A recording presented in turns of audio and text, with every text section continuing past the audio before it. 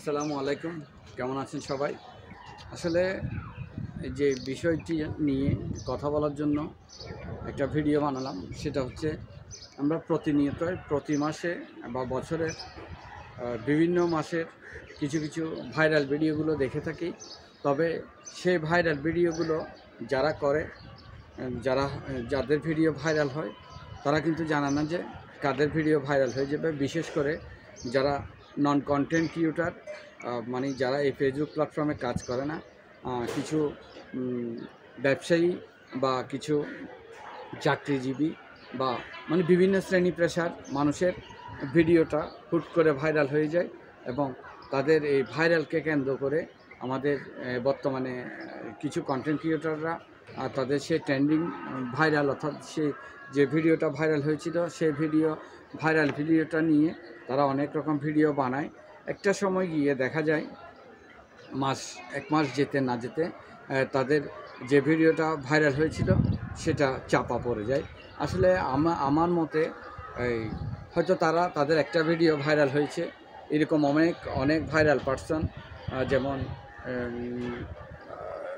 বাদাম বিক্রেতার ভিডিও একটা ভাইরাল ছিল, মুরব্বির ভিডিও ভাইরাল ছিল, তারপরে আরও অনেক, আমার ঠিক এখন এতগুলো ভাইরাল টপিক মনে আসছে না। তারপরও কিছুদিন আগে আমাদের সিয়াম সাধনা রমজান মাসে ওই কিরে যে ভিডিওটা ভাইরাল হয়েছিল, সেটা দেখা যাচ্ছে কিছু কন্টেন্ট ক্রিয়েটররা, ইভেন আমিও সে ভিডিওটা নিয়ে একটা ট্রেন্ডিং টপিক ছিল, সেটা নিয়ে আমরা ভিডিও তৈরি করেছি। তারই ধারাবাহিকতায় কিন্তু পরক্ষণে তার দ্বিতীয় কোনো ভিডিও ভাইরাল হয় না। তবে যারা কন্টেন্ট ক্রিয়েটর আছেন, আমাদের মতো আরও বড় কন্টেন্ট ক্রিয়েটররা যারা আছেন, তারা নিয়মিত যে কাজটা করে যাচ্ছে ধারাবাহিকতা, তাদের কিন্তু একটা স্থায়িত্ব থাকে, তারা কিন্তু ইনকাম করতে পারে। তাদের ভিডিও ভাইরাল না হলেও তাদের যে ফলোয়ার বা ভিউয়ার্স অনুযায়ী রেশিও অনুপাতে তারা যে টাকাটা পায়, তারা কিন্তু তাদের ধারাবাহিকতা বজায় রাখে এবং প্রতিটা সময় তারা ফেসবুক থেকে টাকা উত্তোলন করতে পারে। আর তার পরক্ষণে যারা হঠাৎ করে ভাইরাল হয়, তাদের ভাইরালটাকে নিয়ে যারা ভিউ ব্যবসায়ীরা সেই ভাইরাল ব্যক্তিকে নিয়ে আবার সাথে সাথে ঘুরিয়ে তাদের পেজটাকে দাঁড় করিয়ে দেয়। কিন্তু বোকা যে ভাইরাল ব্যক্তিটি, সে জানে না যে তার ভিডিও ভাইরাল হয়েছে ঠিকই, কিন্তু তার তো কোনো পরিচিতি নেই, তার হয়তো মুখখানা পরিচিতি, কিন্তু সে মুখ দিয়ে তো সে আর ইনকাম করতে পারছে না, কারণ সে তো কন্টেন্ট ক্রিয়েটর না, তার কোনো পেজ নেই বা তার কোনো ধারাবাহিকতা নেই, সে কোনো রেগুলারলি মেনটেন করে কাজ করছে না। হয়তো দুর্ভাগ্যবশত বা ভাগ্যবশত একটা ভিডিও ভাইরাল হয়েছে, তাদের মধ্যে হয়তো কিছুদিন চলে, এরপরে চলে যায় তারা।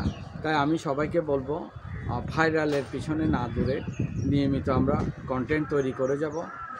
যেহেতু আমরা এই প্ল্যাটফর্মটাকে স্বয়ংসম্পূর্ণ সময় দিয়ে, অর্থাৎ এই প্ল্যাটফর্মটাকে কিছু একটা ইনকাম করার উদ্দেশ্যে যখন কাজ করছি, তাই আমাদের ধারাবাহিকতা মেনে আমরা কাজ করে যাব।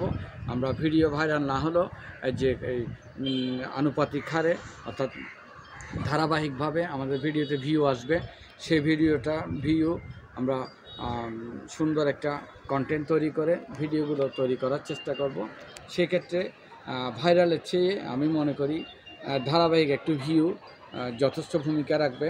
তাই আমরা যারা হুট করে ভাইরাল হয়ে যাই, তাদেরকে আমরা বিরক্ত না করে আমরা নিজেদের কন্টেন্টগুলোর দিকে মনোযোগ দিব এবং যারা ভাইরাল হয়েছে তাদের কাছে আমাদের একটা পরামর্শ থাকবে, তারা যদি এই যে চাকরি বা ব্যবসার পাশাপাশি যে টপিকটার জন্য ভাইরাল হয়েছে, যে কথাটার জন্য, যে কাজটার জন্য ভাইরাল হয়েছে, তারা যদি কাজ করতে চায়, ফেসবুক প্ল্যাটফর্মে ইনকাম করতে চায়, তাদেরকে আমরা সঠিকভাবে একটা পেজ খুলে দিয়ে বা কিছু একটা করে দিয়ে তাদেরকেও আমরা উৎসাহিত করব এই অনলাইন প্ল্যাটফর্মে তাদের অন্য কাজের পাশাপাশি তারা যেন আমাদের মতো ইনকাম করে স্বয়ংসম্পূর্ণ, অর্থাৎ ভাইরালটা যেভাবে হয়েছে সেভাবে তো আর প্রতিদিন ভাইরাল হবে না, তাই ভাইরালের ধারাবাহিকতা যেন বজায় রাখতে পারে।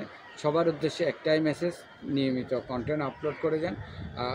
তাতে করে ভাইরাল না হলেও অনুপাতিক হারে যে ভিউটা আসবে এতেই আমাদের চলে যাবে। ধন্যবাদ সবাইকে ভিডিওটি দেখার জন্য। আসসালামু আলাইকুম।